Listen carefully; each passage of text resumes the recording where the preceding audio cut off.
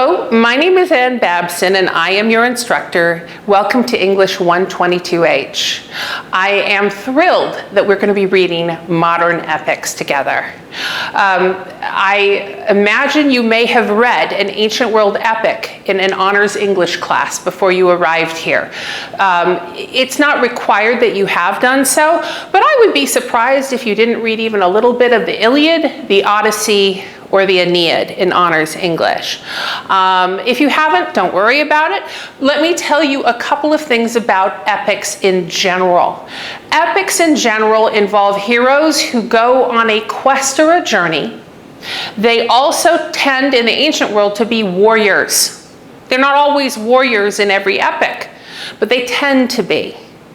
They also have at least as much to say, the epics, about the metaphysical world, meaning the place where the gods and the devils live, as they do about the place where the humans live. In the ancient Greek epic, the Iliad, gods literally snatch spears out of the air that could hit their hero Paris in order to protect him.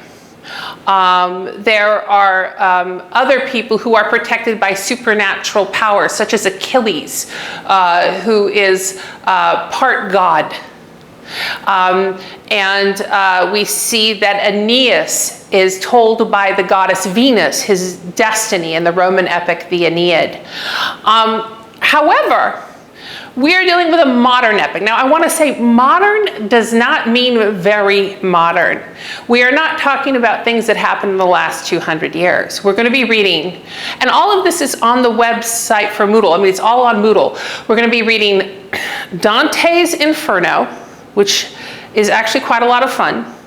Imagine for a minute all the people you would throw in hell if you were in charge of who goes to hell. Dante kind of does that. We're going to be reading Paradise Lost, which is a very beautiful piece of literature by Milton.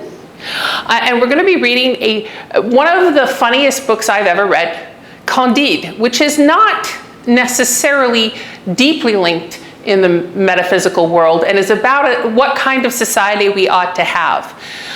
All of these authors talk about the extraordinary journeys of their characters to varying degrees. Candide's the one who travels the farthest, but Dante goes to hell. So that's it's certainly further down. A couple of things about epics. You've probably heard young people say, dude, it's going to be epic. Epic really refers to the length of the story and the social and cultural importance of the story. An epic is not a trivial thing. An epic matters for teaching the values of a culture. And they tend to, all epics tend to deal with large social questions. Maybe you have read Huckleberry Finn. Many people consider that the American epic. It deals with, of course, the question of slavery.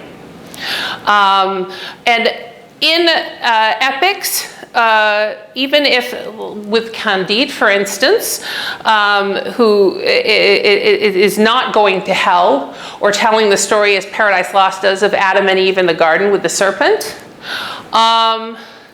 metaphysical worlds matter. Candide, the hero of that epic, has a run-in with the Spanish Inquisition, something which is probably not a good idea.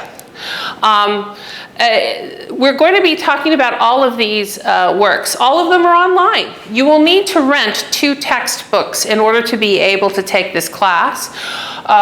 One is called Cross Currents and Composition, see the syllabus, and the other one you're going to need to rent is the Little Brown Handbook, because you're preparing essays that will be part of a proficiency portfolio. But the other readings of the class are all online. So you don't have to actually purchase a book, which I suppose, given how much it costs to go to college, a bonus.